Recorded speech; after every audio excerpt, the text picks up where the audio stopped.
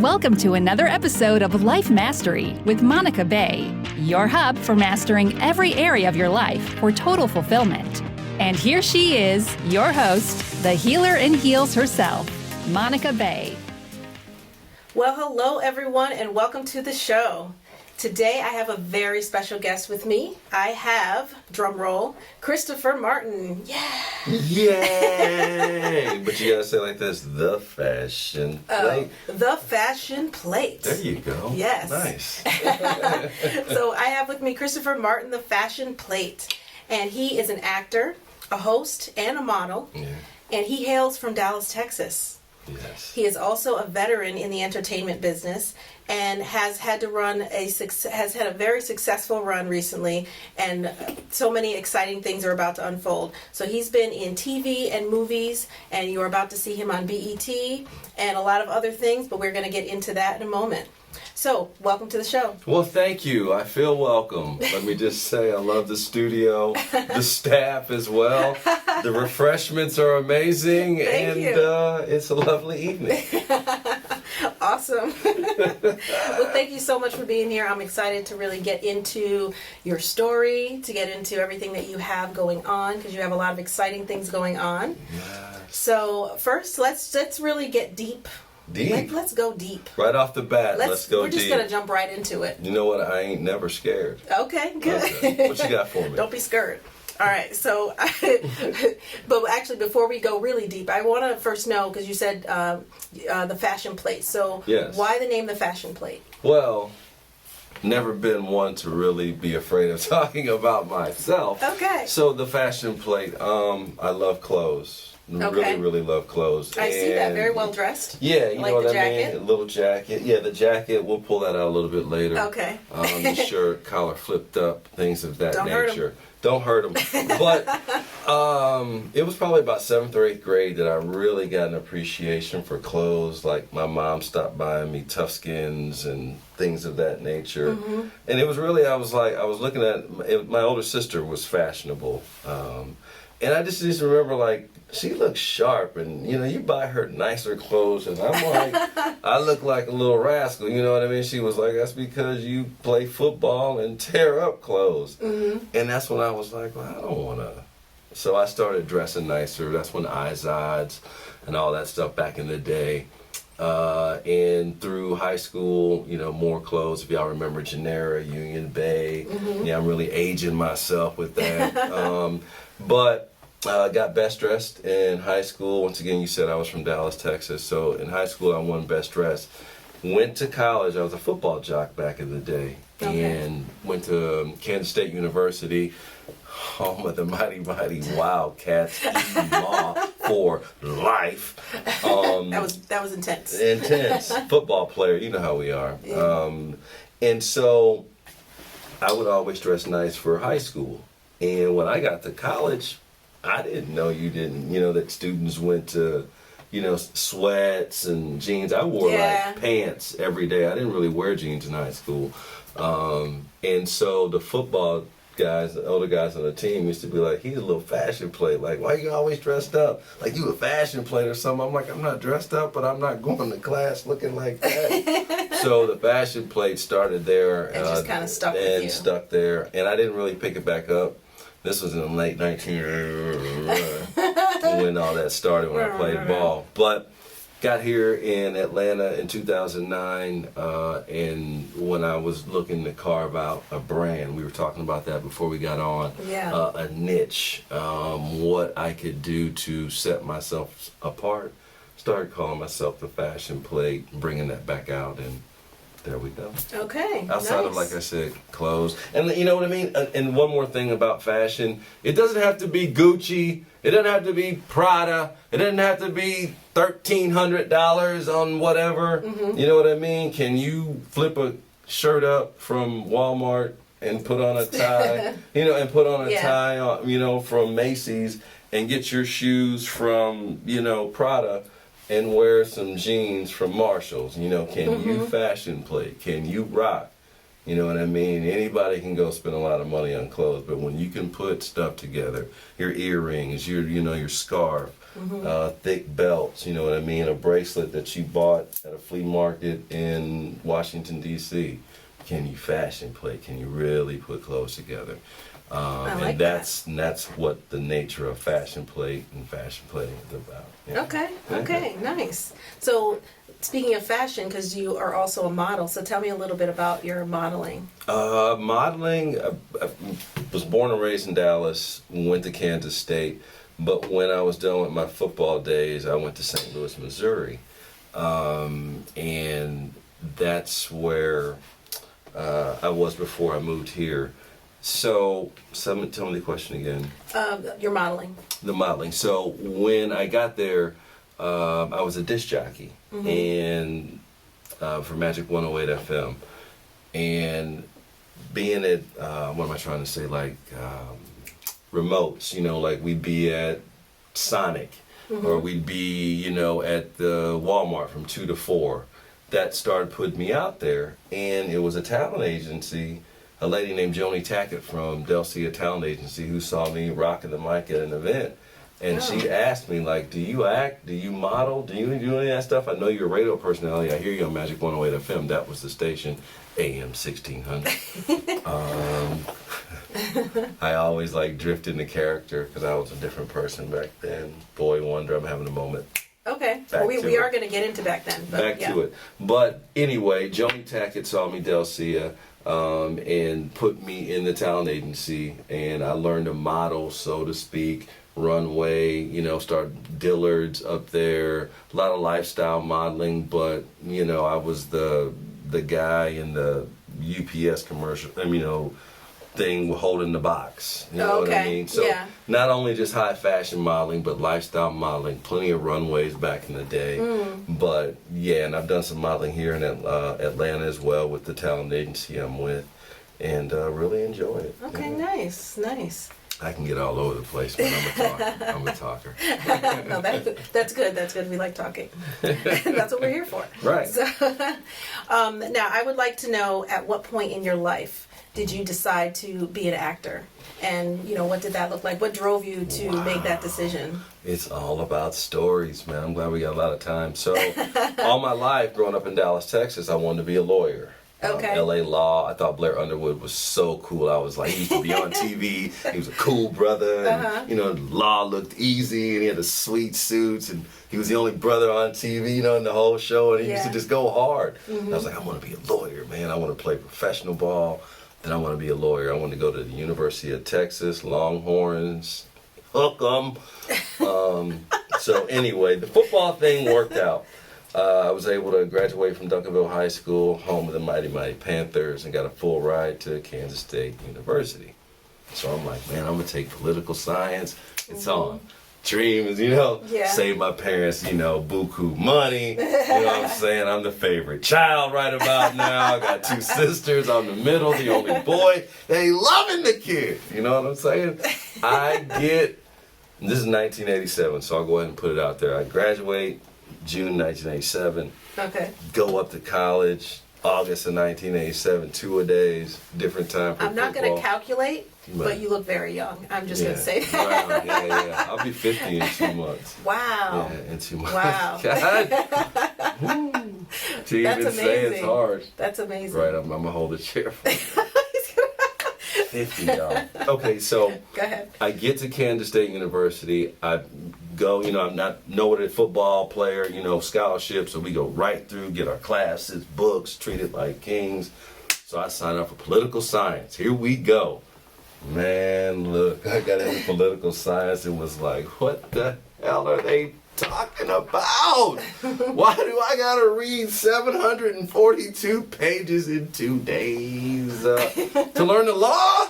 To be a lawyer? To do what Blair Underwood, he made it look so easy.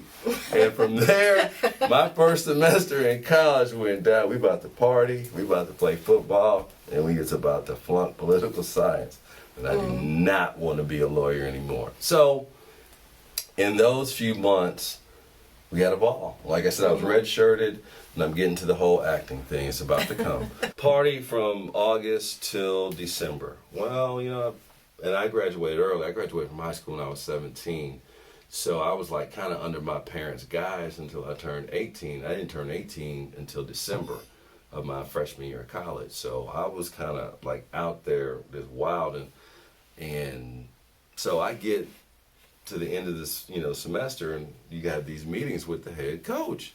Mm-hmm. So you come in, and he's sitting at a desk like this, big desk, football office. I really don't know what's about to happen to me until he turns around from the desk.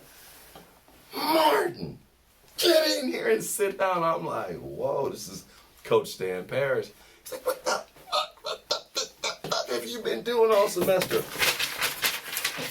You flunked political science, you flunked sociology, you made a D in health, and you made an A in football. You know what I'm saying? And I'm like, this man has snapped on me and said 4 words to me all season. Do you understand? You're here for education as well as for... He reads me the riot act, y'all, scares the dog piss out of me. And at this point, I got caught with beer too many times in my dorm room, so he informed me that we've been kicked out of the dorm, so you got to get an apartment next semester. Tell your parents that, Martin. I'm like, golly. Last thing he says to me, you got like a 1.1 GPA. He said, I don't know if you realize this, but if you don't carry a certain GPA, you can't play football here. And if you can't play football here, we can't use you. Suggest you go home, tell your parents the predicament you're in. Because I was able to get an apartment through my scholarship. You know what I mean? Like, found something with my housing, which is a whole nother different story. Whew! But he said, find something that you can pass next semester. Mm-hmm. So, to the heart of the whole acting, I come back from, home in Dallas, come back spring of 1988, well, January 1988. You all know that's the spring semester. You guys, everybody who's been to college.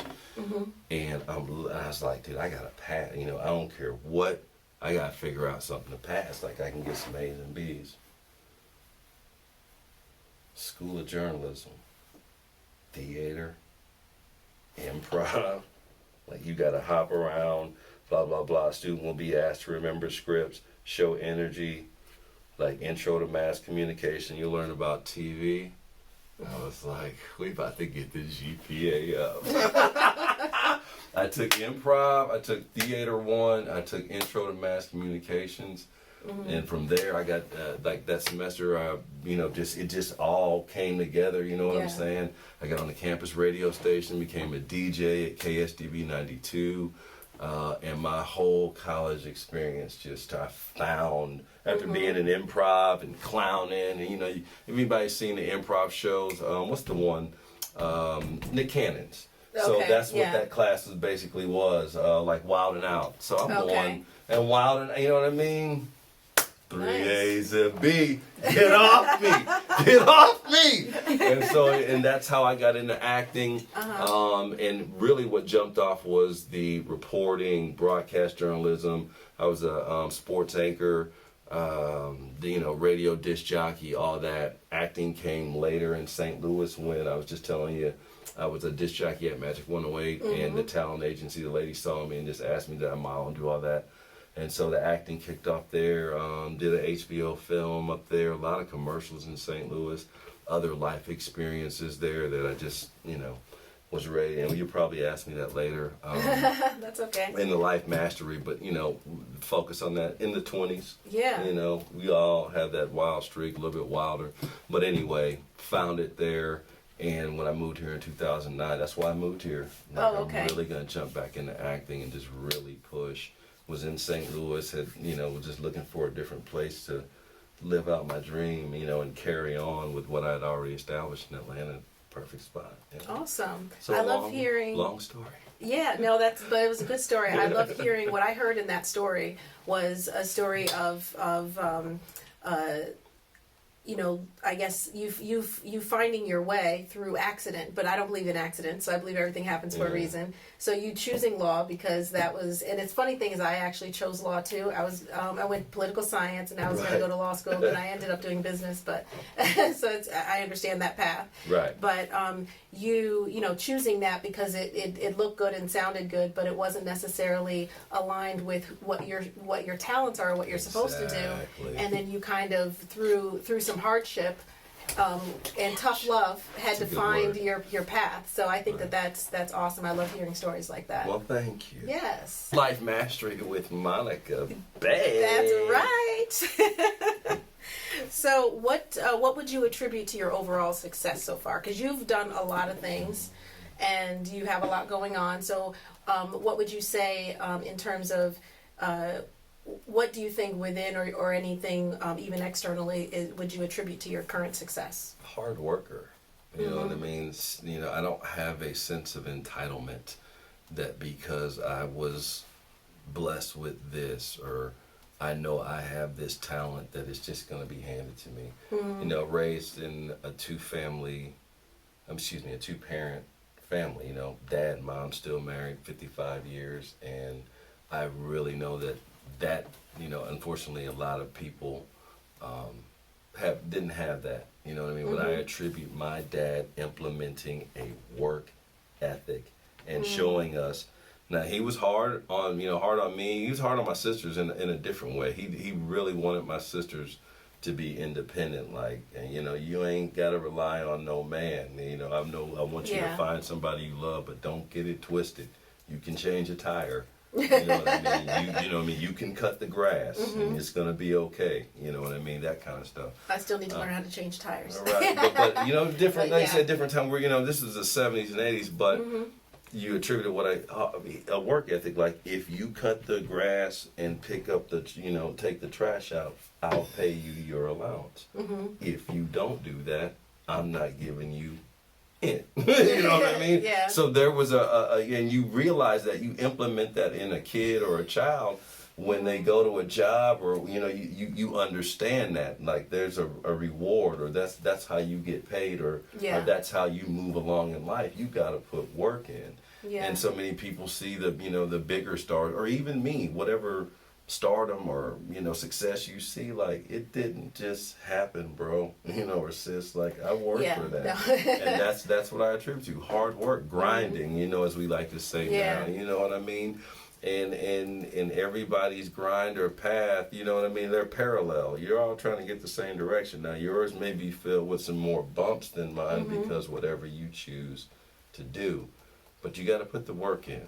That's just how it is, and that's just not acting. That's being a lawyer, being anything, garbage truck driver. Yeah. You want it, you have to work for it. You got to work for it. Yeah. So very few things come easy. And I don't mind working. You know what I mean? I don't. And like I said, I attribute that to my dad for instilling that in me. Yeah. Great. And you see your boy getting up every day at 6:30, and you'd be like, right. Well, that's leading by example. By example. That's great. Right. Yes. Yes. So speaking of that, what are some of the challenges? What is the biggest challenge that you have had, or obstacle that you've had to overcome in life, or in your career? You can pick one or both. In my career, shoot, I guess bad choices. Okay. Having to grow up. Like I said, to put it bluntly, I was wild. You know what I mean? And not too specific, just wild. And had to learn the hard way. So that hindered me. You know what I mean? And you dig some holes for yourself. It can be a bitch to claw your way out of that. Yeah. And you burn some bridges, a few or some people a bunch, and you don't have that hand to help you get out of that hole. Yeah. And everybody needs help. And that's what I try to tell some young guys that I mentor. Like, you take some of it. And I had the same old heads telling me that, and a lot of it stuck why I didn't have as many problems as I did. But you don't want to burn bridges, or what I mean. You really just don't want to do that. You know what I mean? Because you really don't know who you'll need help from, or who can help you. And when you do that, like I said, they won't have that hand to help you out of the hole that you dug. Mm-hmm. You know what I mean? That you put yourself, get out of blaming people, this, that, and the third. And I had to learn that myself. Hey, they didn't do this, and I'll da-da-da, and you da-da-da-da, you know what I mean? Mm-hmm. And you just gotta grow up out of that, you know what I mean? If that's an issue. I'm talking about myself. Yeah. So I had to grow up. A lot of what hindered me or made the journey long or whatever is just bad decisions, and we don't do that anymore. You know what I mean? Yeah. So these are things that you learned early in your career, or was this kind of midway through? I was a late knucklehead. Oh, okay. So, yeah, late 20s, early 30s. But yeah, we figured it out by the mid 30s.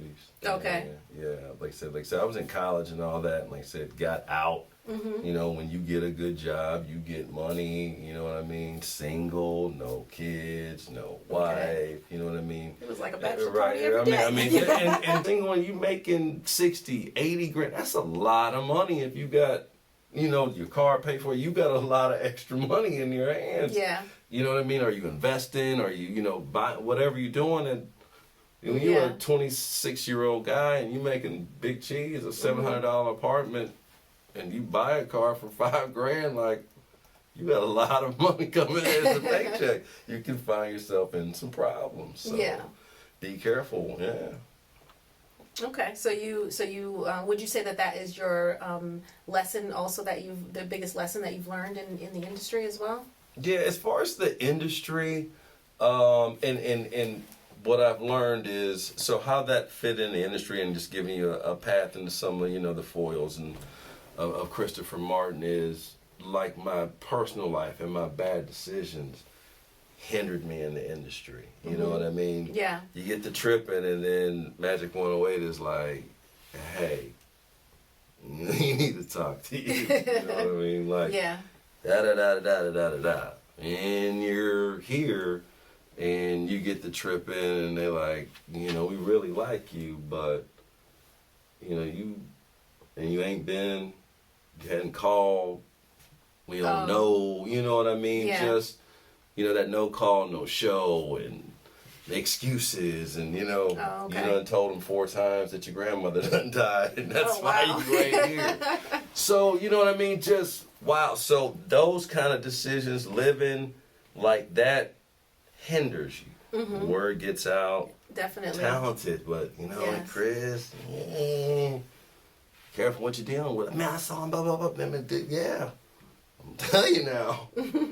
He be this. So that's what I've learned in the industry. And what I was saying is my decision making, and that comes with age, hard lessons. Try to tell people you don't have to learn stuff the hard way.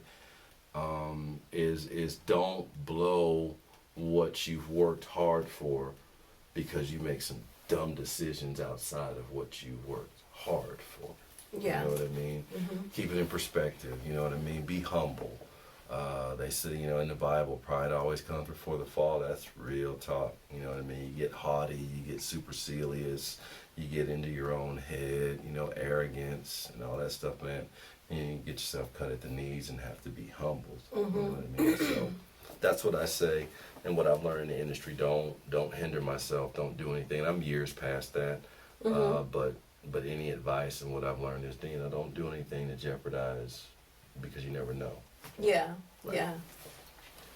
Great. So, I want to go deep into who you are. We're gonna go deeper. You ready to go deeper? We're gonna dive.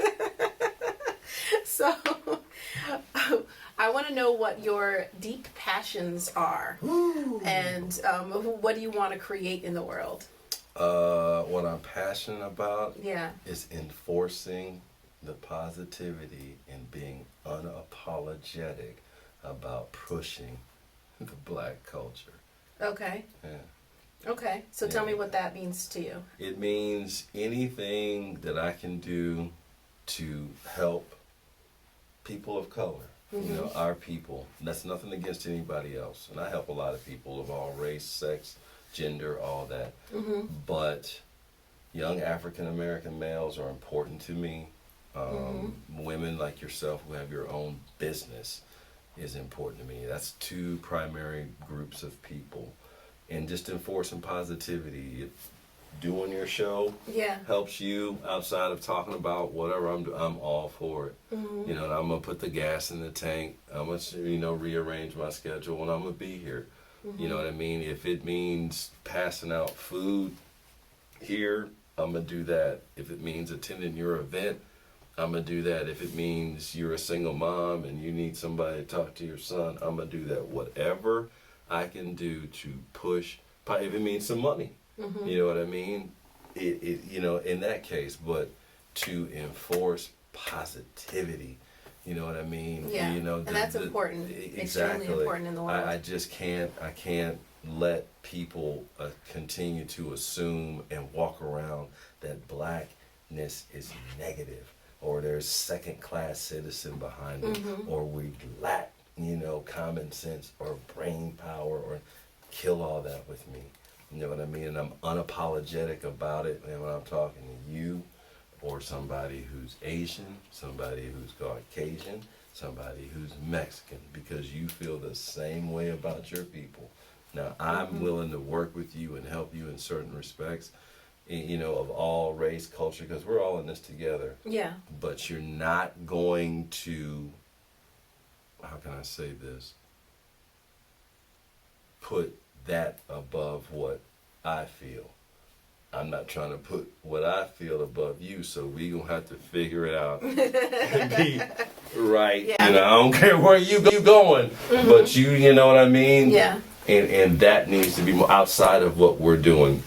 So many people, I just hosted the Black I Am Awards over in College Park. A doctor who was just giving out awards to people who've done positive and stuff in the community. Love it. Beautiful. She got, food, banquet hall, whatever, you know what I mean? Just for people out here doing good. Thank you. You know what I mean? Whatever possessed you to do that. Some people I hadn't worked with in like 4 or 5 years, they hit me up out of nowhere like, hey, fashion plate. I'm like, what's up, Reggie? Terrell. Urban Spice Magazine, who actually got me started here. They're like, hey man, this doctor we know is having these awards, and she's looking for a host. Is she paying? Yeah. Right? I mean, not that I would, but let's clear all that up. Okay, you know what I mean? Yeah. Hey, we gotta get so, paid. What's right. No, and I do free stuff. I'm being funny, tongue in cheek. But y'all, let's just keep it real. Yeah. And so when I got there and what she was trying to do, her daughter, she's going to start doing these podcasts. She gutted a building over there off Riverdale Road, quote unquote, in the hood where nobody wants to go.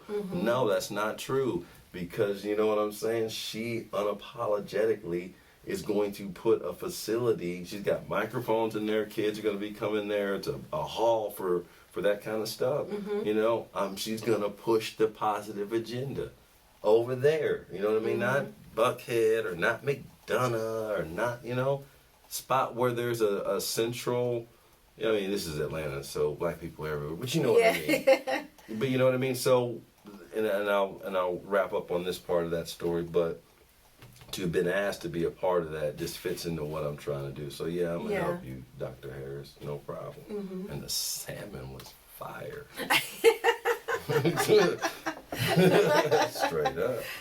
So with your your passion for helping, I'm assuming that the youth program that you have as well, that you do mentoring for youth, right? Right. Well, it's more like, and I fell kind of into it. I've always been one to like talk to, I love kids, just interacting with them and just getting them to talk and stuff. I got a kid heart, so I really get along with kids. But how it started is Charmaine Brazil Bryant, she's a single mom, and she has a son Jihad is 20 now. And he wanted to get into the entertainment business. He knows how to film, edit, do all of that. And me and her are friends, and she was like, hey, my son is trying to get a leg in, you know what I mean? He's trying to do some stuff, he's went to this school, don't misquote me, but a school that teaches that, kind of specializes in that, got a certificate. Can you help him out? Can he shoot? You know what I mean? She's like, yeah, he's got a camera. I was like, can he edit? She's like, yeah. I was like, I can use him. So I had him come out. I do a lot of events. I mean, as we talk, he was like looking to put something like a portfolio together, like a resume, a reel and stuff. So I had him come film, some parties I'm with, at 20 years old. He like, and that's why I'm telling him, focus, because I can tell you get in here and you get to wilding out, you can get off the track. I'm here to tell you, and that's why your mom got you up underneath me, so focus. Anyway, me and Jihad have become, mentor, young subject. So he filmed 2 events for me, edited 1, he knows how to take pictures. So now he's got some stuff for his resume. I paid him, you know what I mean? But I showed him, and broke down to him, like showed him how to put logo on the picture, how to watermark this stuff. Yeah. I had to break him down, like when I tell you to put it, in the bottom right corner, that doesn't mean like like in the bottom. Yeah, I'm like, you gotta, big, enlarge it, and just worked with him and showed him how to edit, like how you gotta make this move pop, listen to the music, cut it, da da da da da da. And he's out in LA now. He's wow. Yeah, did some other stuff. Doing really good. Talked to him a couple weeks ago. Another youngster named Chris, was really special to me. Chris, not close with his dad, and just out there, just kind of maneuver, like, they love him and everything, but just no real root. Mom died. Anybody, my mom's still alive, so when anybody talks about that or has that experience, I'm like, ooh, I just couldn't imagine, especially 19. So this is in Dallas. So Julie hits me up and says, hey, there's a young man, Chris wants to move to Atlanta because he wants to get into music. He knows some people down here. A young man moving to Atlanta. This is the story. When she told me, like, we took him in. I love him. He's like a son to me. You know what I'm saying? I ain't seen you in a bunch of years, but you will look out for him. I was like, boom. Yeah. I was here 3 weeks, went and picked him up, took him to get something to eat. I gave him some money, like, what are you into? What you trying to do? And catch up with him at least once a month. You know what I mean? Oh, He's got nice. his EP out. And yeah, because they say just not close with his dad. He's talented. Yeah. And needs somebody to watch him. So like I said, when you move or you show me positivity, and you give in, and you ask that of me, that ain't too hard to look after him. So another one that I mentor and keep track of, and another young man named Cameron. Me and his dad are really good friends, and he wanted to get into the entertainment business as well. And kind of the same thing, just, Okay. and it's something I just talk to him, mentor him, help him. Yeah. Well, that's great because you've been through, especially when you're saying, okay, don't go wild, don't get crazy, because you went there, you've been there, so you know what to, right. you know what to warn them Chill against. out. Exactly. Like, don't go down that rabbit hole. Come back. Focus. Yeah. So you're using your life experience to then, Perfect. Yeah, Perfect. to then help other people, help these kids come up in the right way, and Right. hopefully save them from some of the mistakes. Right? Exactly. Right. Yeah, that's It awesome. takes a village, and I've noticed that more and more. I don't have any kids. My older sister doesn't either, but my little sister has all the grandkids, a son and my nephew and my 2 nieces, her 2 daughters, and I even hear her. You know what I mean? She'll this one I've been around throughout their life. She'll have like some of her friends talk to her kids, or you know what I mean? Like when she come over there, like, I'll be like, Kathy, why are you getting your friends to prime? She's like, they'll talk to other people. You know what I mean? She was like, I'm telling you, Chris. She's like, you gotta watch these little bad joking. And I'm like, really? She's like, yeah. She's like, they'll say some stuff to other people or get in a situation that they will not say to their parents. She was like, she looked at me like, I was like, I got it. Right, but I didn't think because I'm not a parent. But you just gotta keep track of them. So that's what, and to have somebody think that of me, like, I want you to, mentor, be in a relationship. I trust that that you can be some positivity, or my child will open up to you or feel safe around you. That's huge, man. Yeah, that's really huge. That is yeah. awesome. So tell Tell me what the best advice you've ever received from someone. Well, there's two. The first one is from my dad. Mm-hmm. I love my dad too, man. He's really a great man. Really a great man. But when I was going through it, he told me, Chris, there's nothing wrong with doing right. You know what I'm saying? Like, you gotta believe that it's okay to do the right thing, and nobody may like you. You may be boring. Doing the right thing may not be as fun as what you've been on. Yeah. But he was like, you have lost. He actually said, you lost your marbles. Oh, he told you lost your marbles. You lost your marbles in thinking that what you're doing is right. Like, you done flip. Like, what you're doing, how you're living is and things that you're into are wrong. And you got to, change your mind and realize that, because but what he was saying is like, yeah, you know what I mean? You just be like, man, whatever goes, you know what I mean? Let's wild out, let's party, let's have a good time, let's do whatever, you know what I mean? Let's live outside the law, or push the boundaries. And when he said that to me, it stuck with me because I had been living right all my life. You know what I mean? Like I said, late bloomer. Yeah. I started getting in trouble and having problems late 20s, 30s and stuff. And that's where he was trying to pull me back, like, right from wrong. Yeah. And he said, you got to get back to knowing that there's nothing wrong with it. You've given and put importance on this lifestyle, and whatever false enamoration and false friends and false glorification that you're getting, it's come from a wrong way of living. So what do you think is the reason why you put so much emphasis on that life, and why you went from, in your words, wrong to right? I mean, I'm sorry, right to wrong. Because a lot of that stuff's fun. I mean, let's be truthful. I mean, it's straight up. It's fun. You know what I mean? It's just, it's fun. It's exhilarating. It's an adrenaline rush. And you know what I mean? You ain't got no rules. You flying by the seat of your pants and all that and the other. And what turns out sometimes to be fun can become a very dangerous habit. Yes. And that's where you can lose what people have instilled in you. So there's nothing wrong with doing right. And the other one was in being in that lifestyle, or being, whatever, as you try to infer what I'm talking about, is stay sucker free. Stay sucker free. Stay sucker free. Watch them haters and them busters and them marks. Sucker free, man. And I had an old head tell me that along the journey, because as I was maneuvering, bringing, like hangers on. Even if you're doing right, you know what I mean, or you trying to build an empire, or you doing this or whatever, watch them suckers, man, who don't mean you no good, who smiling in your face, especially if you're out there, this honor among thieves, you know what I mean, if you're on the wrong side of the fence.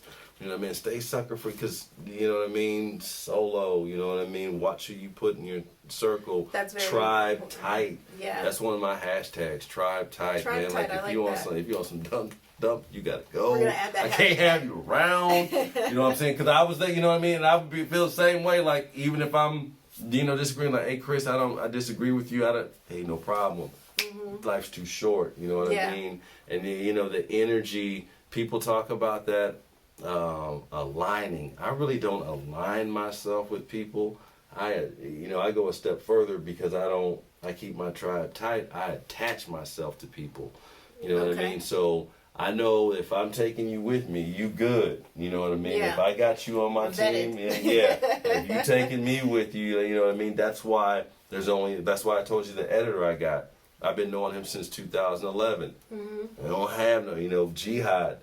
A specific project, and what I showed him, before he edits, like, this is the guy who's been editing for him I'm doing this. I keep ripping because your mom is wanting me to help you. I want it to look like this. Yeah. You know what I mean? Whatever talent you got, make it look like that, because that's the image, the brand, the fashion plate, how all my stuff moves. Yeah. So I keep the drive tight. Even if you're coming in, these are the rule, the boundaries, or whatever. Same thing with Brianna. You know, drive tight. Shout out to Brianna, Shout out to executive assistant, Brianna. Tell Moreau. you what, if you need any paperwork done, you need any Google Docs done, I'll tell you, she's bad. She's the truth, y'all. She's amazing. Brianna is the truth. She's the truth. But that, stay sucker free, to get back on point. And I realized that, that could be said to me, because I was, the one who brought people down, or wasn't always positive. And that's just where you got to be, especially in these days and times, man. Stuff weird out here, people fugazi, don't know what they want, out here for likes, out here for, don't film anything. You could be, having a serious moment, don't know if they filming that stuff, taking, you know what I mean? Just like, you got to watch these clowns, man, and just really, really keep your circle tight, and just don't give your trust and your loyalty to anybody, and make somebody else earn that, from you. Yeah, well, I'm a big believer that people need to earn trust. So what do you do, talking about Tribe Tight, your hashtag Tribe Tight, how do you do that, in what does that look like in your life, in terms of making sure, your inner circle is with the people with the right energy that are going to help move you forward, and not crabs in a barrel?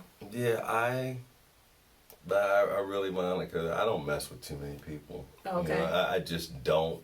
And to, I guess, enter the tribe, to answer your question, it's just over time. Like, I'm friendly to everybody. I'm gonna be nice. I don't have that, like, sizing you up like what you on. I've let that go. Yeah. You know what I mean? But I'm, boom, boom, boom. You give me a card, or if you hit me and I see you, one of it, hey, like yourself, like boom, boom, boom, and just look at stuff like, okay, now this, Brianna's, calling me, her voicemail, how she sound on the voicemail, like, Monica got an assistant, the hell? Like, you know what I mean? Just your fronts, how you put it out there. You said you had a publicist coming. I'm like, what? Get to the crib, like, shout out to Praise. Like, yeah, shout out to Praise. Right, shout out to Praise. Jackson, publicist. Right, you know what I mean? Like, just your front. So, part of the tribe, you know what I mean? I can see you.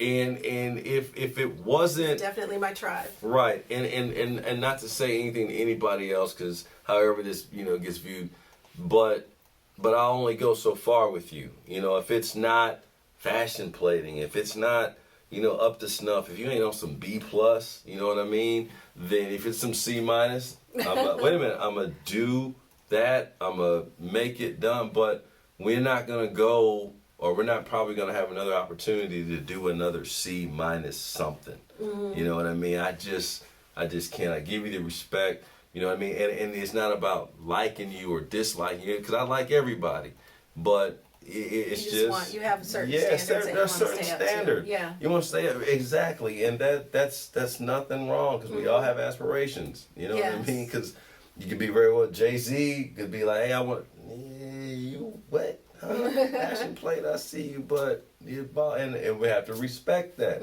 I get it. And that's another thing, just knowing your place, knowing your role, being secure in yourself. And that's no disrespect or anything. It's just certain standards. Okay. Standards are good. Yes. So, tell me about your, let's segue into everything that you have going on now. I want to find out a little bit more. So tell me about the award shows you have, and the different things that you're hosting as well. Okay, the Black I Am Awards I was telling you about, I just did that a few weeks ago. Shout out to Dr. Angela Harris and her whole team, and it was just, again, some awards. There's probably about 20 of them, and she had a rapper and a humanitarian and a doctor. And they may have been all her friends. Who knows really? I didn't know any of them. But it was just good to see great camaraderie. Our people having a good time. People dressed up. Some of the outfits, some Much of to the the vote. outfits. But it was beautiful, you know what I mean? And to see people just having a good time and just positivity enforced. I loved it. Yeah. So great time hosting that event next month on the, I can't remember if it's the 11th and the 18th, whatever those Saturdays are. I think the 9th and the 16th, whatever it is, but the second and third Saturday. So the second Saturday, another great woman, Dr. Yolanda Snipes. She is going to have, she's starting her own magazine called Godlock Magazine. Okay. And she's having a Leaders to Legacy event where she's recognizing certain people in the community as well for doing great things and kicking off the start of her magazine. And it's going to just be featuring with spiritual, Christian topics, everything from it'll have a cooking, entertainment, but people of Christian belief, spirituality, their recipes, and again, carving out a niche and being positive. Fashion plate you wanna host? How much are you paying? There's that question again. All right, I'll be there. But no, I love Dr. Yolanda Snipes. She works. I can't think of the grade school in College Park, but I've hosted their end of the year Christmas event, man, and just to see all the kids, man, and wild out and throw candy. It's awesome. Throwing candy. Love it, man. They just go nuts. So I'll be doing that for her. Again, another, a black tie event, and just really enforcing positivity and recognizing people doing great. Right behind that will be, I can't think of the name of it, but Juanita Bryan. And forgive me, Juanita, I'm sorry. But she's got her and her husband, they're from the islands, Jamaica, and they are a publicist, sports marketing, they're agents, but they have all track and field athletes. They've got like 4 or 5 Jamaican athletes who, won gold medals in the Olympics, a couple United States athletes, but that's their thing, kind of like you've got agents who have all football players, but that's their focus. Yeah. Juanita and Mr. Bryant. Anyway, they've got their end of the year banquet, and the reason I'm smiling is I've hosted this one 2 years in a row, and they have it at the Mandarin up there in Buckhead. Ooh. But they again recognize their athletes, have a nice banquet. People have donors. They give to charity back in Jamaica. Just a husband, and wife team, man. It's classy. I'm with world-class athletes. These are people you see in the Olympics, like, and they're over, doing track and field stuff all through the year. So, giving me an international, flavor, appeal. Have met some great people from the islands of Jamaica, social media. Yeah. And just follow them, based on this hosting that I do. Some other hosting stuff coming on the end of the year, but So it sounds like you have a lot going on. Tell me a little bit about. I know you were just on BET. You just had something that aired. Yeah, very proud of that too. Yeah, tell me about it. It was the story of Nadia.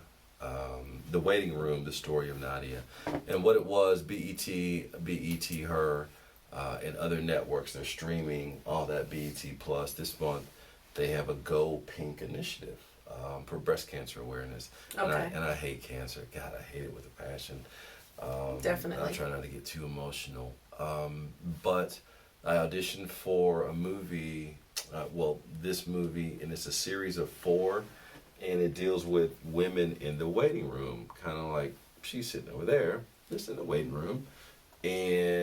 But you may get up, go through what you're doing, and then like you sit down, and then my story kicks off. So it's all kind of one of those kind of interweaving. Oh, I like that. Right. So it goes from the story of Nadia to the story of so and so, but it all deals with the waiting room and how each person has something that has to do with breast cancer. Okay. I feel really honored to be a part of that. And when I got it, I auditioned for it in March this year, and we shot it like a couple weeks later once I found out in April. But to know that, what's in my heart is to help people and be a part of positive stuff, and to act in a piece like this was really awesome. So Terry J. Vaughn, I don't know if anybody remembers her. I do. Yeah, yes, Yes. you should. Bottom line, Levita Alizé Jenkins off the Steve Harvey Show, plus everything else she's done. Anyway, she came up pretty much from the way I get it with the idea, along with some others, but to have these series of films. So she wanted where black women wrote the script, directed it, produced it. So it was just all, acted in it, everything.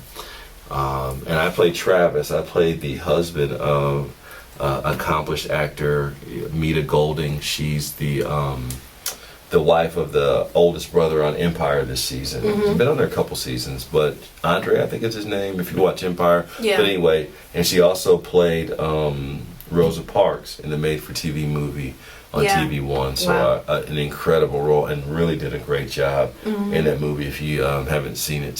So see it. So she was my wife in the picture, and to be across from her, talk to her, chop it up, about acting, and that's where you got to be honest. Her, her width of career is wider than mine, so I took it as an opportunity to really learn and get some insight from her, and just a sweet individual, and we really created some great magic on screen. Got some great stuff from our reel. That's great. And told a story of what breast cancer was doing to us as a couple. And Keisha Knight Pulliam is one of the doctors in it. She plays the doctor in it. And like I said, it aired October 20th. Catch it on all that BET streaming stuff. You'll be able to find it. But again, Monica, just a great opportunity, and really enjoyed being in it. That's awesome. Well, congratulations on that. Well, thank you. And we can, because I know it already aired, but can we still see it? Yeah, I'm almost positive. And again, this kind of goes with my computer skills, finding all them streaming stuff. Like, I be looking for myself in shows that I've been in. I'm like, I'm gonna never see me again. I tell my parents to DVR it. I'm gonna need you to right. But I'd be like Hulu, and then they'd be like $19.95 to join. Like, what? And then, so I did that one time, and I was like, I don't even see my show. Where is it? I can't even find it. So I'm terrible about that. I'd be like, Dad, DVR it.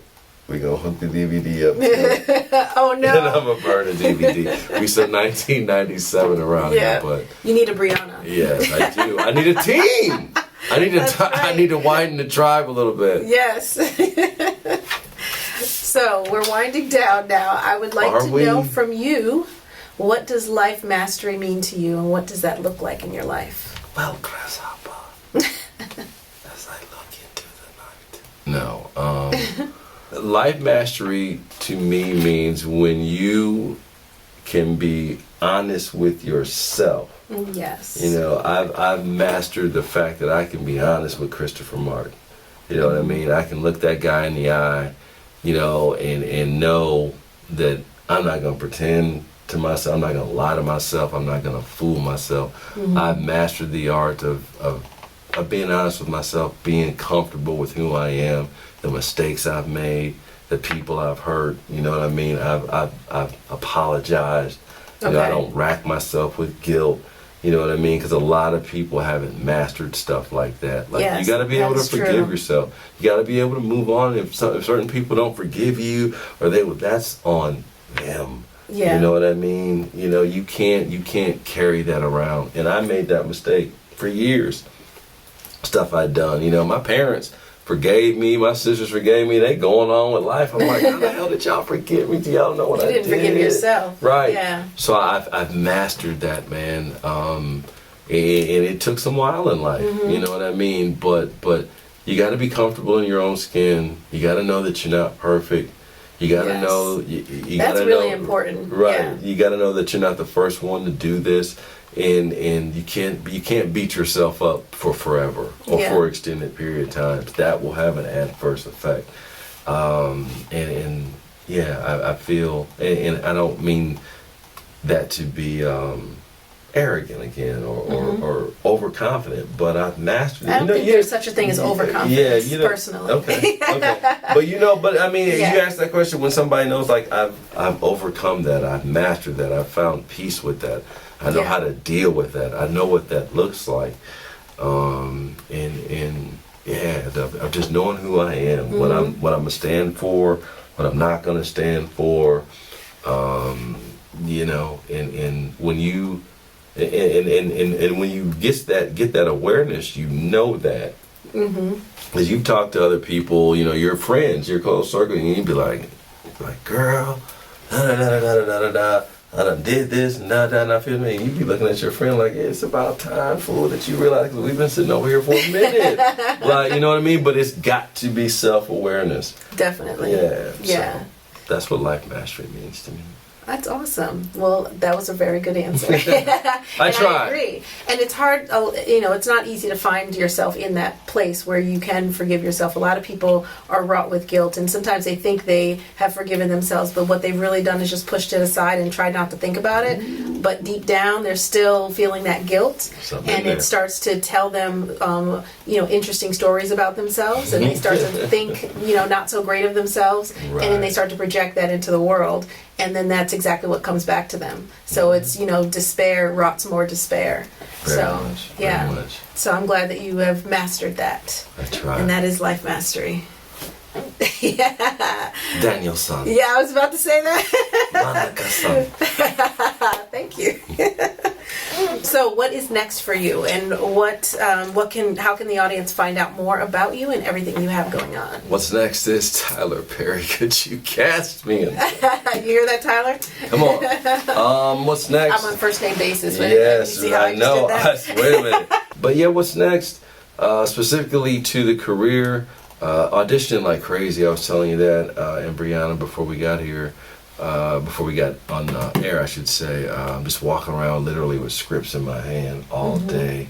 I did the movie Little earlier this year. Well, I actually shot it last year. It came out, and that put me in a different category. Yeah. So, so a lot more meteor stuff, more lines to remember, and welcome it. Like we said, hardworking. So, waiting for the next booking on that.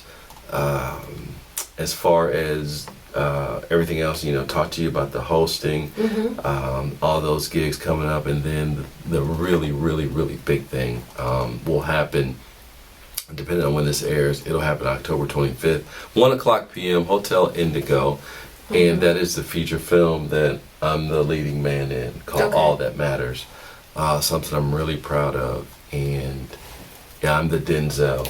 I'm the Brad. You're the Denzel. I'm the Brad yes. Pitt. I'm the George Clooney. When I got the script, it was 90 pages, and to see your character's name on all 90 pages, that's when you'd be like, man, let's go, let's rock. Yeah. It was just awesome. A guy named Al Robbins and his wife, Charlene, another example of just husband and wife working together, which is a beautiful thing.